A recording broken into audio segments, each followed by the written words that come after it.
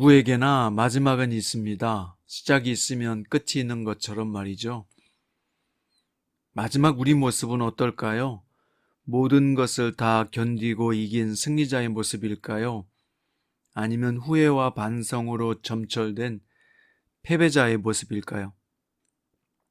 구름에 달 가듯이 인생은 빨리 지나가는데 점점 가까이 다가오고 있는 마지막을 생각하며 우리 함께 설레임으로 주님을 만났으면 좋겠습니다. 오늘 말씀은 디모데 후서 4장 9절부터 22절이고요. 그 중에서 9절부터 11절, 22절 읽겠습니다. 너는 어서 속히 내게로 오라. 데마는 세상을 사랑하여 나를 버리고 데살로니가로 갔고, 그리스게는 갈라디아로, 디도는 달마디아로 갔고, 누가만 나와 함께 있느니라. 내가 올 때까지 마가를 데리고 오라. 그가 나의 일에 유익하니라. 22절 나는 주께서 내 심령에 함께 계시기를 바라노니 은혜가 너희와 함께 있을지어다. 아멘. 오늘 본문은 사도 바울이 남긴 마지막 편지의 마지막 부분입니다. 여기에서도 바울은 자신의 사정을 알리고 있는데요. 개인적인 정황뿐 아니라 그의 선교 사역을 이해할 수 있는데 중요한 정보들을 제공합니다. 또한 이 편지를 받을 디모데에게 어서 빨리 자신을 방문할 것을 요청합니다. 또 함께 사역했던 데마와 그리스게, 디도와 누가와 같은 동역자들의 상황도 알리고 있는데요. 마가를 칭찬하며 그도 데려오라고 요청합니다. 또 자신이 투옥된 상황에서 필요한 자신의 겉옷을 가져오라고 했고 가죽 종이에 적힌 책도 가져오라고 했습니다. 여기서 바울이 사도로서 복음 사역자들의 컨트롤 타워 역할을 하고 있는 것을 볼 수 있습니다. 특히 바울은 데마를 언급했는데요. 그는 감옥에 갇힌 자기를 버리고 데살로니가로 가버렸다고 말합니다. 또한 자기에게 해를 많이 입힌 알렉산더라는 사람을 주의하라고 당부합니다. 알렉산더는 사도행전 19장에 나오는 에베소의 소동사건에 등장하는 유대인 알렉산더와 동일인으로 보고 있습니다. 그 알렉산더는 양심을 버리고 믿음에서 파산한 자라고 언급한 바 있습니다.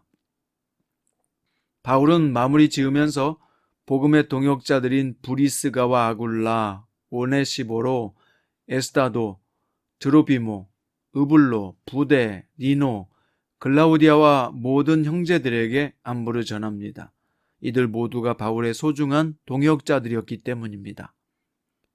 자, 이제 편지를 보내는 바울은 추운 겨울을 앞두고 있는 상황이었는데요.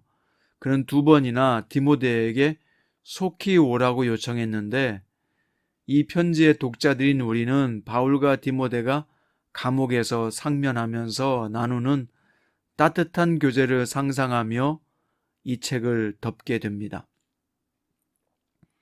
오늘 본문의 말씀은 우리에게 무엇을 가르쳐 줍니까? 바울은 지금 감옥에 갇혔고 상황적으로도 열악하고 건강도 원래 지병이 있는 데다가 좋지 않았을 것입니다. 바울은 자신이 처한 상황을 상세히 기록해서 알리는 이유는 동정받기 위해서가 아니라 어떤 상황에서도 충성된 태도를 가져야 된다는 것을 가르치려고 했기 때문이었을 것입니다. 우리가 사도 바울의 행적을 추적해 보면 어디에서든지 동역자와 돕는 사람들이 있었습니다. 그래서 사역이 수월했고 복음에도 진전이 있었던 겁니다. 그런데 지금 바울 곁에는 동역자들이 별로 없었습니다. 에라스도는 고린도에 머물러 있고 그리스게는 갈라디아로 갔다고 했습니다. 바울이 동역자들의 이름을 이렇게 나열한 것은 그들에 대한 그리움이 컸기 때문일 것입니다. 또 그런데 바울에게는 동역자들이 곁에 없다는 것보다도 더 힘든 아픔이 있었습니다. 그것은 함께 그동안 달려왔던 사역자들이 사역지를 버리고 떠났기 때문인데요. 대표적인 인물인 데마는 누구와 함께 사도 바울의 선교를 돕던 귀한 동료였습니다. 하지만 그는 이제 세상을 사랑해서 매정하게 바울을 떠나버렸습니다. 외로움에 홀로 지내야 됐던 바울에게 제자 디모데는 사무치도록 그리운 동역자였을 것입니다. 그래서 2번이나 어서 오라고 당부를 했는데요. 원래 바울은 냉철하고 이성적인 사람입니다. 그런데 오늘 바울의 모습을 보면 그도 역시 복음의 선봉장이었지만 외로움과 싸우는 우리와 같은 인간이었음을 알 수 있습니다. 그런데 바울은 열악한 환경 속에서도 복음을 위한 헌신을 놓지 않았습니다. 자신이 달려갈 길을 다 마치고 선한 싸움을 싸웠으며 모든 일 가운데서 믿음을 지켰다고 고백했습니다. 그런 자신에게 의의 면류관이 기다리고 있다고 담대하게 선포한 사람입니다. 우리가 복음을 위해 살아갈 때에 열악한 상황 속에서도 어떻게든지 최선을 다해서 사역을 감당해 보려고 할 때 인간적인 고통이나 외로움, 씁쓸함과 같은 고통들이 찾아온다는 것을 보여주고 있습니다. 이럴 때 우리는 위축되지 말고 일어나야 합니다. 우리 주 예수님이 당신의 종들이 겪는 그 모든 시련을 다 보고 계시며 얼마나 힘든지 다 아시기 때문이죠. 우리의 키는 언제나 예수님에게 있습니다. 그러니 주님을 바라보며 매일매일 일어납시다. 예수님에게도 대적자가 있었듯이 대사도였던 바울에게도 구리장색 알렉산더와 같은 자들이 있었습니다. 그는 바울의 선교 사역을 적극적으로 대적하고 방해했는데요. 그가 어떻게 바울의 사역을 회방했는지 구체적으로 알 수는 없지만 바울은 그 방해 때문에 마음에 깊은 상처를 받았음은 알 수 있습니다. 그런데 바울의 사역 현장에는 알렉산더와 같은 복음을 회방하고 바울의 사도직을 공격하며 무너뜨리고 공동체를 깨트리는 그런 사람들이 언제나 있었다는 것입니다. 성도 여러분, 우리가 섬기는 교회 안에도 이런 어려움들은 언제든지 도사리고 있습니다. 목회자나 사역자들이 어떻게든 교회 공동체를 지키기 위해서 애를 쓰고 있는데도 그 노력을 몇 마디 부정적인 말로 물거품으로 만들어버리면 정말 힘이 빠지게 되죠. 그렇게 힘이 빠지는 것은 대사도 바울이나 디모데도 우리와 같았던 것입니다. 하지만 바울은 이런 공동체 위기는 언제나 찾아온다는 것을 알고 결코 낙심하지 말라고 가르쳤습니다.